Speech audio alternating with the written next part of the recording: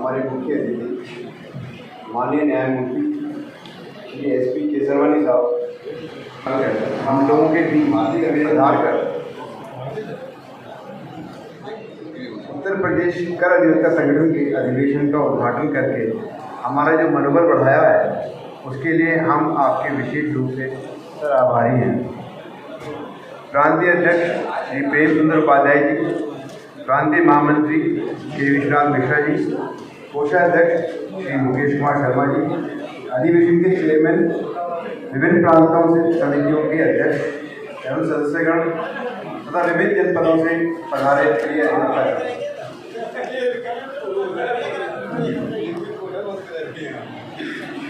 यह अत्यंत हर्ष का विषय है कि उत्तर प्रदेश कर अधिवक्ता संगठन पंजीकृत लखनऊ का 33 अधिवेशन दी सोनभद्र टैक्स बार एसोसिएशन के संपूर्ण सहयोग से भगवान शिव पार्वती की नगरी सोनभद्र में आयोजित किया गया है। उसके लिए मैं सभी साथियों का आभार व्यक्त करता हूँ। समाज का प्रत्येक नागरिक व व्यापारी बड़े ही परिश्रम व प्रयास करके व्यापार करता है और धन कमाता है। उसकी यह स्वाभाविक सोच होती है कि वह अपने परिश्रम से अर्जित संपत्ति को दूसरे को न दे, वहीं चाहे वह कर के रूप में सरकार को क्यों न देना पड़े। दूसरी ओर शासन में सरकार की यह मंशा होती है कि सख्त कार्रवाई के द्वारा ही संभवतः करदाता पूरा व सही कर देता है, किंतु शासन की यह सोच शायद सही नहीं है। व्यापारी कर देना तो चाहता है किंतु सरल प्रक्रिया व सुगम विधि से। शायद इसी सोच में परिवर्तन करके सरकार ने GST नियम लागू करके कर अपग्रेड ब्याज वसूलना प्रारंभ किया है। इस अधिवेशन में आप और हम विधि परिचर्चाओं में ज्ञान अर्जन करेंगे। आज हमारे प्रथम सत्र में इलाहाबाद हाईकोर्ट से श्री ज्ञानेंद्र शुक्ला जी टेक्निकल सेशन में अपना भाषण लेके आए हैं। क्या कहते उत्तर प्रदेश कर अधिवक्ता संगठन द्वारा आहूत के सम्मेलन एक सशक्त एवं सजीव सेवा हेतु आयोजन है। आपका संगठन आपके विधिक ज्ञानार्जन व आय बढ़ाने हेतु प्रयास करता है। आपने देखा भी होगा जो मैं कह रहा हूँ और शायद चरितार्थ भी कर रहा हूँ कि आज शनिवार है और आज शाम को 5:15 बजे से आपकी 138वीं वेबिनार आऊँगी। शाम को होगी अपने नियमानुसार समय पे 138 वेबिनार 37 वेबिनार करने में जो मेरे साथी हैं, जो मेरे बहुत करीब हैं, उन्हें पता है कि कितनी कितनी विपत्तियाँ आई, कितने रुकावटें मेरे साथ आई, प्राकृतिक भी आई और अप्राकृतिक भी। लोगों ने रोकने की कोशिश की, धमकी दी, ये करा वो करा, लेकिन शायद भोले बाबा की इस नगरी में आज खड़ा हूँ क्योंकि इतनी कृपा रही कि कोई मुझे रोक नहीं पाया उसको करने से। और आज उन्हीं की नगरी में खड़े हो गए, फिर मैंने आज करा आउट की है। आज की भी कहता हूँ शाम को 5:15 बजे। मेरा जो ध्येय है वो आपके संगठन के प्रति जो विधि ज्ञानार्जन में आय बढ़ाने का प्रयास रहता ही है। मेरा कहना इस संबंध में ये है कि अब हमारी गेट की वकालत खत्म हो चुकी है। अब GST है, GST में साफ है जो पढ़ेगा वो पढ़ेगा, नहीं पढ़ेगा वो अपने घर बैठेगा। इस संगठन का उद्देश्य राजनीति या आपस में वैमनस्य पैदा करना या फैलाना बिल्कुल नहीं था और ना है। आशा है कि भविष्य में भी नहीं रहेगा। कुछ झूठ की दुनिया में रहने वाले लोग अब इस संस्था में राजनीति व वैमनस्यता फैलाने के लिए सक्रिय हो गए हैं, जो एक प्राकृतिक खेल है, जो कि अत्यंत शर्मनाक व दुर्भाग्यपूर्ण भी है। ऐसे नकारात्मक सोच वाले शैतानों को मेरी सलाह है कि वह कोई दूसरा संगठन ढूंढ लें जहां उनको सम्मान मिल सके। यहाँ तो केवल उनका तिरस्कार ही होगा। जहाँ तक मुझे व्यक्तिगत जानकारी है कि संगठन द्वारा किए गए कार्य एवं प्रयास सदैव प्रांतीय स्तर पर व अंतर प्रांतीय स्तर पर प्रशंसनीय व सराहनीय रहते हैं। आपने देखा होगा जो मेरे प्रांतीय अधिवक्ता साथी बैठे हैं कि जब आपकी वेबिनार होती है उसमें अंतर प्रांतीय साथी लोग भी टेक्स प्रोफेशनल बैठे होते हैं और खाली टेक्स प्रोफेशनल्स ही नहीं, दूसरे दूसरे प्रांतों के अधिकारी भी, जीएसटी के अधिकारी भी उसमें अटेंड करते हैं और वो पूरा इसमें इंटरेस्ट लेके पढ़ने की कोशिश करते हैं। और उन्होंने मुझको फोन करके कहा कि जितनी अच्छी वेबिनार एक्चुअली आपके प्लेटफॉर्म पर हो रही है, शायद किसी दूसरे प्लेटफॉर्म पर नहीं होगी। सब बाकी किसी न किसी उद्देश्य से करते हैं। आपका उद्देश्य केवल एक पढ़ाई है, इसके लिए मैं उनका धन्यवाद ही करता हूँ।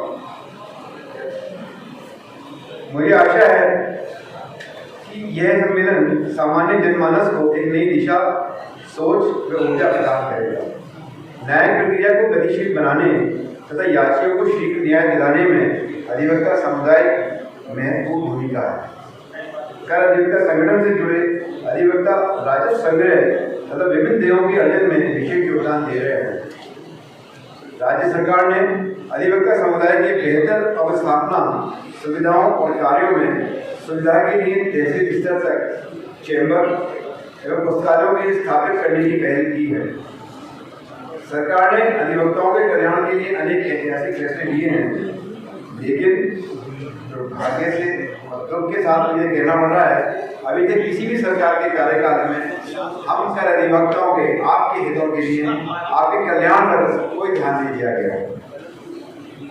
आप राष्ट्र में जीएसटी अधिनियम लागू हुए 5 वर्ष हो गए हैं।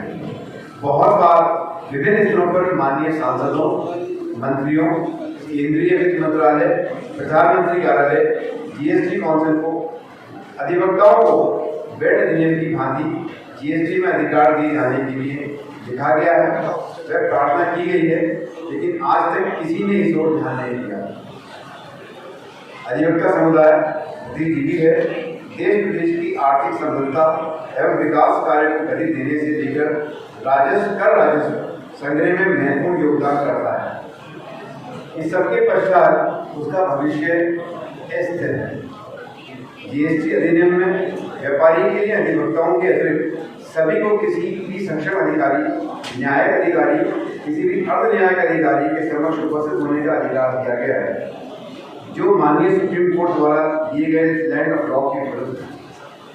माननीय सर्वोच्च न्यायालय संविधान पीठ, जिसमें माननीय न्यायमूर्ति के बनर्जी द्वारा एसएलपी सिविल संख्या 17,150 से 17,154 तक में यह व्यवस्था प्रतिपादित किया गया है कि सीए, सीएस और कॉस्ट अकाउंट मैटर के विशेषज्ञ हो सकते हैं, लेकिन उनके द्वारा टैक्स ऑडिट किए जाने पर भी किसी रेवेन्यू अधिकारी के समक्ष उपस्थित होकर पक्ष प्रस्तुत नहीं कर सकते, जब तक कि किसी रेवेन्यू के करने जाने अधिकारी को उसकी आवश्यकता हो और वे साक्ष्य अधिनियम के तहत समन जारी करके पेश होने को ना कहें। उपरोक्त से स्पष्ट है कि केवल अधिवक्ता ही अकेले किसी लिटिगियस एवं नॉन लिटिगियस मामले में किसी भी रेवेन्यू अधिकारी के समक्ष उपस्थित होने के लिए एंटाइटल्ड है। ऐसी स्थिति में जीएसटी अधिनियम में अधिवक्ता के अलावा किसी अन्य व्यक्ति को किसी भी कार्य के लिए अधिकृत किया जाना माननीय सुप्रीम कोर्ट के द्वारा दिए गए लैंड ऑफ लॉ द्वारा प्रतिपादित सिद्धांत के विरुद्ध है, जिससे हम सभी अधिवक्ता स्तब्ध एवं क्षुब्ध हैं तथा इसका घोर विरोध करते हैं। अतः इस ओर सभी का ध्यान केंद्रित करते हुए अपने अपने स्तर से माननीय मंत्रियों को ज्ञापन देकर अवगत कराते रहना चाहिए एवं इस पावन पर्व पर हम अपने सामाजिक एवं न्याय कर्तव्यों को पूरा करने और समाज में अधिवक्तीय पेशे को उच्च शिखर पर स्थापित करने का संकल्प लेना चाहिए। मैं पुनः आप सबका हार्दिक स्वागत करता हूँ। मैं आप सभी के लिए सुंदर समय व स्वस्थ जीवन की कामना करता हूँ। इसके साथ ही आज एक आपको बात बता रही हूँ।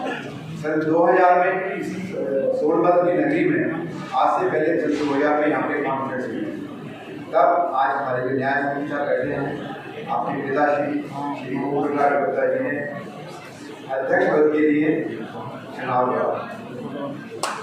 आज हमारे लिए मैं अभी आपसे कह रहा था कि आज अगर भाई साहब होते शायद मैं नहीं समझता उनके लिए इससे खुशी का पल कोई होगा, क्योंकि 2005 में जब उत्तर प्रदेश संगठन की स्थापना की गई, मैं अपने दिवंगत महामंत्री श्री जगदीश कपूर साहब के साथ उनके से मिला, उनका आशीर्वाद लेने गया, उन्होंने चरण स्पर्श करते। तब उन्होंने बहुत खुश होकर मुझे कहा था कि हर चीज़ में बहुत अच्छी रहेगी, मेरे पूरा आशीर्वाद है। भावुक हो जा रहा हूँ, उनके नाम के आगे कुछ नहीं, लेकिन उन्होंने जो एक आशीर्वाद दिया, शायद लग रहा है आज ये खुद उनके पौध या गवाह है कि उनका आशीर्वाद कितना फल होगा। जहाँ भी वो सत्या जी ने अपने चरणों में स्थान दे, मोक्ष प्राप्ति हो। भाई साहब के लिए ये हमेशा मेरे दिल में स्थान है। और कुछ लोग जो मेरे साथ मेरे चैम्बर में अक्सर आते हैं, उन्होंने देखा भी होगा कि ओम प्रकाश गुप्ता जी मेरे बड़े भाई साहब खाली मेरे दिल में ही नहीं, मेरे अपने जहाँ मैं बैठता हूँ, स्टेट पर काम करता हूँ, पिछले करीब 30-35 साल से उनका एक चित्र मेरे टेबल पर रखा हुआ है। ये मुझे भी पता कि मैंने क्यों लगा के रखा था, क्या सोच थी मेरे चित्र के लगाने की, लेकिन वो चित्र अभी भी लगे रखा। जब साहब ने अपनी संस्कृति दे दी हमें आने के लिए, तब मैंने अपने प्रयागराज के साथियों को अपने टेबल में बैठे बैठे देखी। भाई मैंने फोटो खींच के भेजा था और मैंने कहा था, मैं देखो भाई साहब मेरे साथ यहाँ बैठे हुए पिताजी उनके, तभी इतने खुश हो गए मेरे प्रयागराज के साथी देखे कि भाई साहब कितनी पुरानी फोटो क्या लगा रखी है। मैंने कहा ये पता नहीं मैंने क्यों लगा रखी है, क्या मेरा रिश्ता था उनसे, क्या है ईश्वर ही जानता है, या कहाँ से कनेक्शन जुड़ा मेरा। आज मेरे साथ में मैं खुशी हो रही है, मैं अपने को बहुत भावुक करता हूँ। आज सर ने मुझे उनके जब वो शरीर पूरा होने के बाद हमारे 13वीं होती थे, उसमें पुस्तक रामचरितमानस का संकलन प्रकाशित किया था।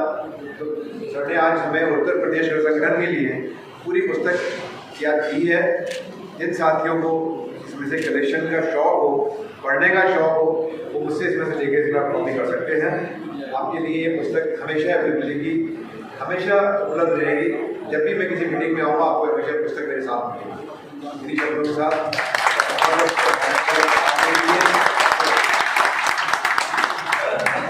उपस्थित देख के इतना मुझको आज खुशी हो रही है, ये शायद मैं शब्दों से नहीं बयान कर सकता। आप लोगों का एहसान मेरे ऊपर कभी नहीं उतार सकता। जो एक तो बहुत पुराना, आज ये भी सुबह जब मैं आया था किसी ने कहा था कि हर डिवाइड आपने तो वो पूरा पश्चिम वाले जो एक पिक्चर आई थी कभी 1970 में, वो सत्य करके दिखा दिया, पूरा पश्चिम ही कर दिया आपने। आज आपने सफल करा, उसके लिए बहुत बहुत आपका सबका हार्दिक धन्यवाद। Thank you very much. आपकी भावुकता और आपकी भावनाओं के पूरे सम्मान के साथ बहुत बहुत धन्यवाद आपके उद्बोधन के लिए।